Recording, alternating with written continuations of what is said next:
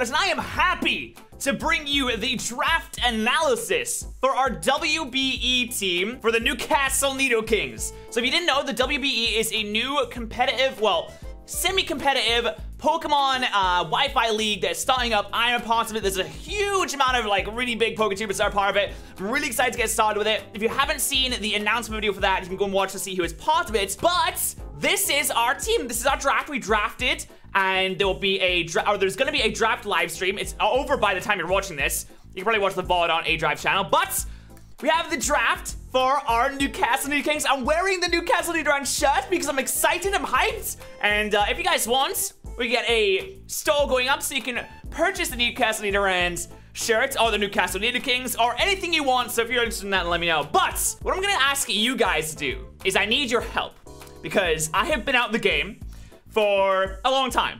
About 8 months, 9 months now, actually. I haven't really played Pokemon competitive seriously since UCL Season 2. And I'm gonna be honest, I'm a little bit rusty.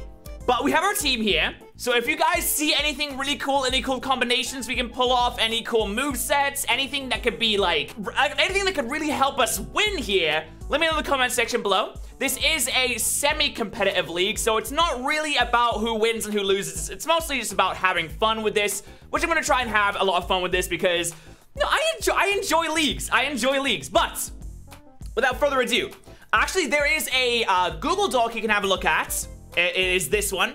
I'll leave this in the description. This is the fan Google Doc. So if you want to see the schedule, the tierings, how the draft works, if you're a little bit confused, and how the draft ended up being, as you can see, it's empty right now because, you know, we have to do it on stream. After this video goes up, it should be populated. But if you want to know anything, just click the link in the description to this Google Doc. It'll have everything you need to know, like the schedule, the tiers, everything. So, first off, in our tier, so the way this works is we have 5 tiers. We get 1 tier 1 pick, 1 tier 2, 2 tier 3 picks, 1 tier 4, 1 tier 5, our Z Crystal, and our Mega Evolution. And the way the Z Crystal works is we can give the Z Crystal to anyone, but our Mega Evolution can only hold either a Mega Stone or the Z Crystal. So I can have a normal Latios, as you see, Latios is my Mega, but it could be normal, but it has to hold the Z Crystal.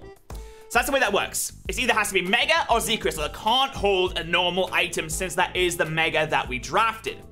So first off, I wanted to grab Mega Latias. Mega Latias was the first pick in the entire draft. I was like, okay, never mind. I'll get Latios because I like Latios. You know, I like Latios a lot. You see this thing? There's a huge special attack stat. Amazing speed tiering. Pretty decent bulk, all things considered. It can roost. It can recover. It's the same thing.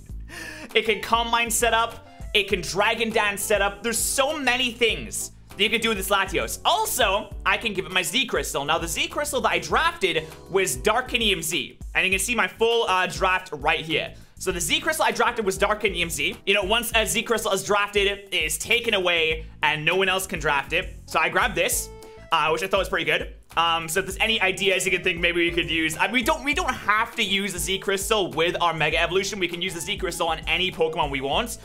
But you know, just maybe mix things up every now and then. We could have our Mega not be a Mega. Yeah, I'm really happy with this first draft. We got a really, really strong Pokemon to start things off with. Our Mega Latios, I'm very, very happy with this. Our second draft, which was our tier 2 draft, was our Mimikyu. Now, I drafted Mega Latios, and I looked at this, and I was like, okay, how is this gonna work? So, we got the Mimikyu. I was talking to a lot of people about drafting, because I really didn't know what to do. Apparently, Mimikyu is very good in Sun and Moon competitive. So I was like, hey, I'm gonna trust in you guys. I'm gonna draft Mimikyu. This is really good because of the skies, obviously. It has pretty mediocre stats, but it can do a lot of setting up. The main draw to Mimikyu is the fact that it's a good fairy type. It has immunity to Dragon, Fighting, and Normal, and maybe something else? Maybe something, no, I don't think it's immune to anything else. But it has good immunities. Immunities that can help out with my Dragon weakness on Latios and the such and the so forth. And it can set up, it can do a lot of cool things. It has priority, which makes it a really good pick. So we have Mimikyu as our second pick. That is our tier 2 pick. Now, after you go through the tier picks, you get 4 free picks. Now, these are picked out of points, which is confusing because it's called free picks, but it's not actually free. You use points to draft them. If you're a little bit confused about how this works, the Google Doc should be able to explain this quite well. If you click the link in the description, just go over to where it says how the draft works. Just go over to, how the draft works here, and it tells you how it works. So we get our tier picks, our Z Crystal, our Mega Evolution that might cost points if it's good. Like, my Mega Evolution did cost points. It costs about 40 points because it's a really high tier one. And then you get your free picks, which are based out of, I think it's 400 total points we get. I think it's about 400 total points we get, or 500, or something like that. Yeah, it says 400 total points there. And we pick our free picks from that, and all the Pokemon cost points, and such and so forth. But anyway, our next pick, which was my tier 1 pick, like Latios was my mega pick, Tyranitar is my tier 1 pick, which, of course, we all know Tyranitar is a fantastic Pokemon. It does have a lot of weaknesses, but a lot of these weaknesses, like Fire, we have a Latios to resist that already. Fighting, we have a Mimikyu and the Latios. Water, we have Latios. Like, a lot of our weaknesses in Tyranitar are already covered by the Pokemon that we already have. So that's pretty good. That's a good start. So we have a Tyranitar here, which, can set up the stands for a special defense boost, which is always nice, which can go well with our other Pokemon. Of course, it's a very good Stealth Rock setter. It has huge attack stat. It can be run several different ways, as I'm sure you already know. But we have our Tyranitar as a second pick. You can run it so many different ways. It's a really, really, really fantastic Pokemon. It can stop berries being used if it really wants to. It can have the Sand Stream come up if you need it to, which can be very beneficial for our team. It is a Dark type, so it can take advantage of our Darkinium Z if we need it to. It's just, in general, a fantastic Pokemon. I'm really glad that we got to grab this, because I really wanted to grab this in UCL Season 1, but I never had the opportunity to. So now I'm going to be able to use Tyranitar, and we'll have to see how this goes. Next up was our, let's see, our free pick number 1, which was this. Entei was a tier 2, so it was 120 points to pick this up. It was our free pick number 1, which is Entei. Of course, Entei is a fantastic Pokemon. You know, I would have wanted to grab Arcanine. Unfortunately, I think Arcanine got sniped by, what was it? I think it might have been Luke or something. Arcanine got sniped from me, so I wasn't able to pick up Arcanine, but anyway, it doesn't even matter because Entei is such a good Pokemon. It has Extreme Speed, it has Sacred Fire, it doesn't have Earthquake for some reason. Its moveset isn't the best. I will be completely honest, there's only a few ways you can run Entei. But it has such good attack. It has has good typing. It's got pressure, which isn't that great. But Entei is a strong Pokemon. It's always going to be a threat, especially with Extreme Speed. Priority is so very important in this game. So I'm happy we got to pick up Entei. Also, I've never really used Entei before, so I'm excited to use Entei. We have that nice 100 speed tier, which is right about where you want to be with the Pokemon speed. This is good. This is good. That was our free pick number 1 from tier 2. Now, our first tier 3 pick was Decidueye. And everyone's coming in like, hey, you can get a ghost type here. You can trap Pokemon with the, what is it? What's this move that traps Pokemon? The special one.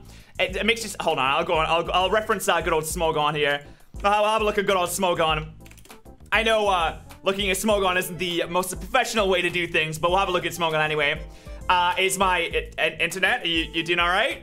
All right, never mind, my internet cut out mid-recording. I don't have internet anymore. Anyway, Decidueye, I love Decidueye. I love Decidueye. Its stats are okay. It's not, see, the thing about this is it has a really low speed stat, which really doesn't help at all. I don't know why you have a low speed stat. You have, like, decent special defense, but it's gonna be a good Pokemon because it's nice to have a grass type. It's good to have a grass type. We have another ghost type, which is more immunities. We have a resistance to, there goes my internet. Oh, that's great. There goes. Hopefully that doesn't happen while I'm fucking doing the matches, because that'd be annoying. Oh, man. Okay, but we had Decidueye here as our tier 3 pick. Then we got on Seismitoad, which was my second free pick. Always good to have a water ground type. I always think it's good to have a water ground type. I don't know if, can we set up Stealth Rocks? We can set up Stealth Rocks. We do set up Stealth Rocks. We have Scald at our disposal. We have a knockoff user now. We have a ground type, which is nice too. Its only weakness is grass, which gets covered by Decidueye, Entei, Latios already, so we don't have to worry about that. It's very bulky. Pretty good stats, like not amazing stats. It is a pretty low tier Pokemon, but it can be useful in certain situations. It can be useful to bulk up those hits. It has immunity to water absorb, so that's kind of our immunities right here. So we have Latios, immune to ground. We have Mimikyu, who is immune to like 3 different things: Dragon, Normal, Fighting. We have Tyranitar, who's immune to Psychic. We have another Decidueye, immune to Normal and Fighting again. And we have Seismitoad, who is immune to water. So we have a lot of immunities that we can play around with here, which is fantastic because we can really play the prediction game. We can really get into people's heads like, are we going to switch into our immunity? Or are we going to think that you're going to do that and go for something else? So I always like playing the prediction games. I like messing around people's heads. It's always good. We have Drain Punch in this thing. There's a lot of good moves that this thing gets access to. Ice Punch. A lot of good coverage on here. And of course, it's another Stealth Rocks user if we do need it. Now, that was the first few Pokemon. Next thing I decided to draft was a good Steel type because, you know, we always need a good Steel type. A good Steel type is paramount because we did have a bit of a Fairy type weakness. As you see, there's not really a whole lot on this part that resists Fairy, this Entei, and that's kind of it. We have a big weakness in 2 of our really high level picks. So I went with Reggie Steele. Again, another Stealth Rocks user so we can get those hazards up. But it is a good Steel type. It's very, very, very bulky.